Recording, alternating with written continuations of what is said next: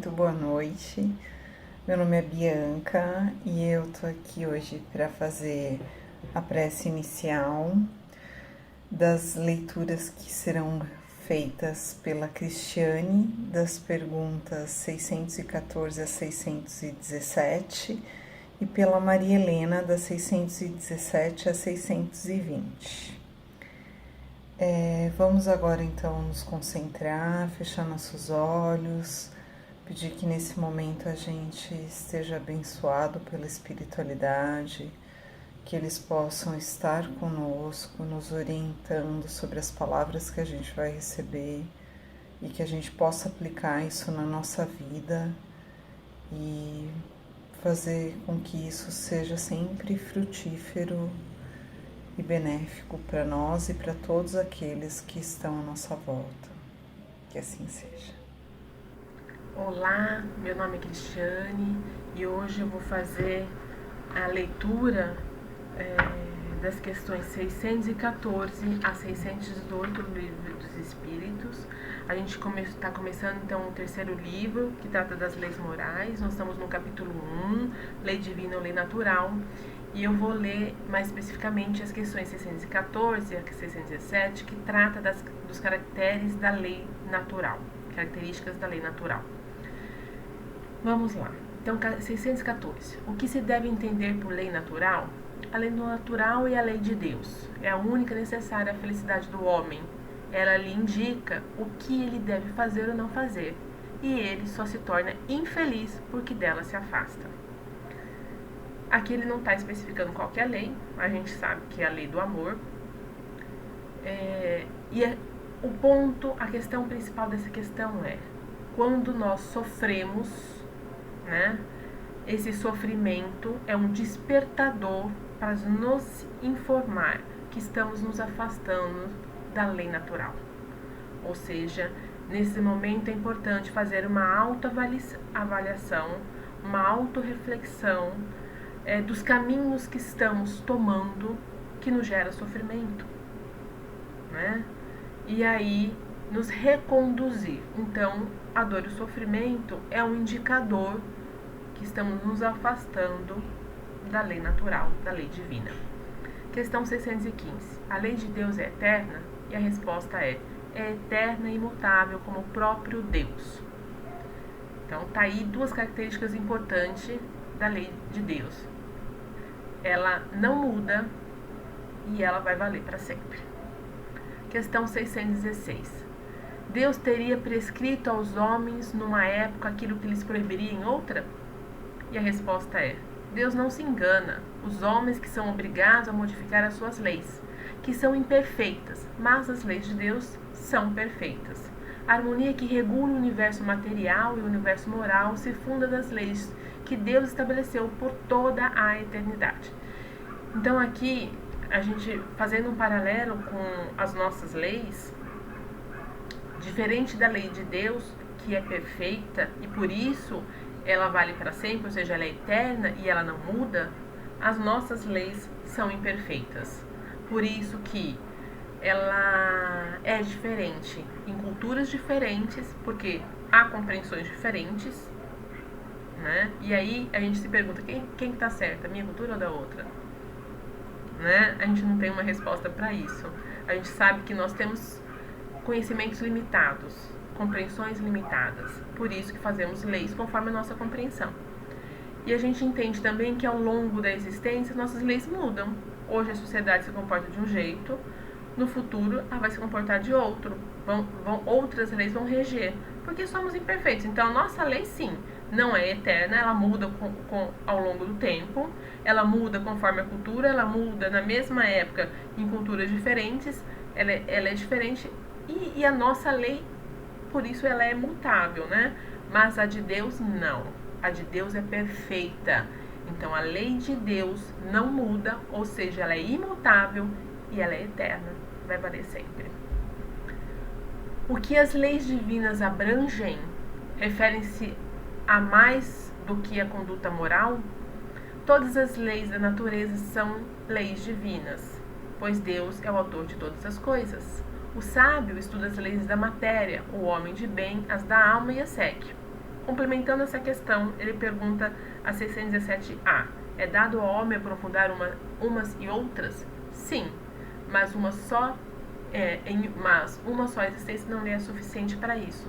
Significa dizer que nascer e morrer quantas vezes for necessária para a compreensão das leis divina e a sua abrangência. Tá ok? Numa encarnação nós viemos mais para desenvolver a questão intelectual, na outra mais a questão moral. Né? A gente sabe que nascemos simples e ignorantes, estamos em processo de desenvolvimento intelectual e moral. E a lei divina abrange essas duas questões. Ora, a gente vê na Terra pessoas extremamente intelectualizadas que não tem moral nenhuma, ou seja, usa sua inteligência por mal. A gente vê gente ignorante intelectualmente, mas que tem uma moral extremamente elevada. Né? Então, uma coisa não influi diretamente na outra, são independentes. E tem essa abrangência. Aí o comentário de Kardec, que são de fato alguns anos para se adquirir tudo que se constitui o ser perfeito. Embora não consideremos mais do que a distância que separa o selvagem do homem civilizado, a mais longa existência possível é insuficiente e com mais forte razão quando ela é abreviada, como acontece com um grande número. Então, gente, aqui ele está falando que a gente vai demorar muito ainda para ter esse conhecimento de todas as leis, porque de fato a gente numa vida só não tem como, né? Nascer e morrer quantas vezes forem necessárias. Entre as leis divinas, umas regulam o movimento e as relações da matéria bruta, que são as leis físicas. Seu estudo pertence ao domínio da ciência. As outras concernem especialmente ao homem e as suas relações com Deus e com seus semelhantes. Compreende as regras da vida do corpo e as da vida da alma. São as leis morais. Então, aqui ele está falando da abrangência. Então, a gente... uma se refere à ciência, à questão intelectual, a outra se refere às questões as questões morais. Bom, a gente já comentou sobre isso. As leis divinas são as mesmas para todos os mundos. A razão nos diz que elas devem ser apropriadas à natureza de cada mundo e proporcionais ao grau de adiantamento dos seres que o habitam. Isso não quer dizer que a lei é mutável, tá, gente? A lei é imutável, a gente já viu isso. E ela é eterna, ou seja, ela não muda. Ela é perfeita, então não vai haver mudança. Entretanto, ele vai nos dizer que a natureza de cada mundo vai depender dos habitantes que ali habitam. Ou seja, se a gente observar um mundo primitivo e um mundo avançado, a natureza deste mundo primitivo está relacionado com o grau de adiantamento desses seres que habitam esse mundo. Se a gente vê a natureza do mundo perfeito, está relacionado ao adiantamento desses seres que o habitam. Isso não significa que as leis de Deus é diferente para cada um desses mundos, ok? Simplesmente é que em cada mundo as coisas vão se processar de formas diferentes, tanto com relação ao conhecimento, né, intelectual, quanto com relação ao conhecimento moral, porque os habitantes ali que habitam aquele mundo são diferentes. Então, por isso a resposta nos diz que a natureza de cada mundo são proporcionais ao grau de adiantamento dos seres que ali habitam. Okay? Continuando nossos estudos no Livro dos Espíritos, de Allan Kardec, estamos no livro 3º, no capítulo 1, As Leis Morais, a Lei Divina ou Natural, caracteres da Lei Natural. Questão 617. Que objetivos abrangem as leis divinas? Concerne-lhes outra coisa que a conduta moral? Todas as leis da natureza são leis divinas, porque Deus é o autor de todas as coisas. O sábio estuda as leis da matéria. O homem de bem estuda as da alma e as pratica. 617A. É dado ao homem se aprofundar em ambas? Sim, mas uma só existência não é suficiente. que são, com efeito, alguns anos para adquirir tudo o que constitui o ser perfeito, se não se considere mesmo senão a distância que separa o selvagem do homem civilizado? A mais longa existência possível é insuficiente e com maior razão quando ela é breve, como ocorre com um grande número. Entre as leis divinas, umas regem o movimento e as relações da matéria bruta. São as leis físicas e seu estudo está no domínio da ciência. Outras concernem especialmente ao homem em si mesmo e em suas relações com Deus e com seus semelhantes.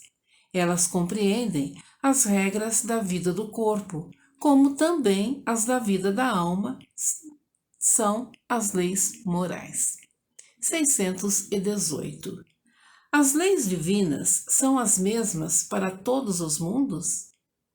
A razão diz que elas devem ser apropriadas à natureza de cada mundo e proporcionais ao grau de adiantamento dos seres que os habitam. Conhecimento da lei natural. 619. Deus deu a todos os homens os meios de conhecer sua lei? Resposta: todos a podem conhecer, mas nem todos a compreendem. Os que a compreendem melhor são os homens de bem e aqueles que a querem procurar. Entretanto, todos a compreenderão um dia, porque é preciso que o progresso se cumpra. A justiça das diversas encarnações do homem é uma consequência desse princípio, visto que, a cada nova existência, sua inteligência está mais desenvolvida e ele compreende melhor o que é o bem e o que é o mal. Se tudo devesse se cumprir para ele numa única existência, qual seria a sorte de tantos milhões de seres que morrem cada dia no embrutecimento da selvageria ou nas trevas da ignorância, sem que tivesse dependido deles se esclarecerem? 620. A alma, antes da sua união com o corpo, compreende melhor a lei de Deus do que após sua encarnação? Ela a compreende segundo o grau de perfeição que alcançou e dela conserva, intuitivamente, a lembrança após sua união com o corpo, mas os maus instintos do homem a fazem esquecer. Boa noite novamente. Então, eu estou aqui para a prece final.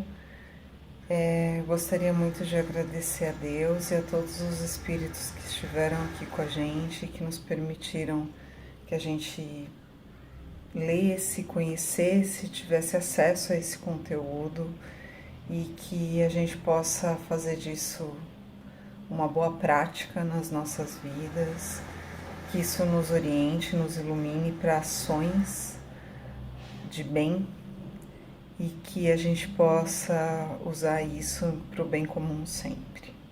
Boa noite e que todos vocês tenham uma semana abençoada.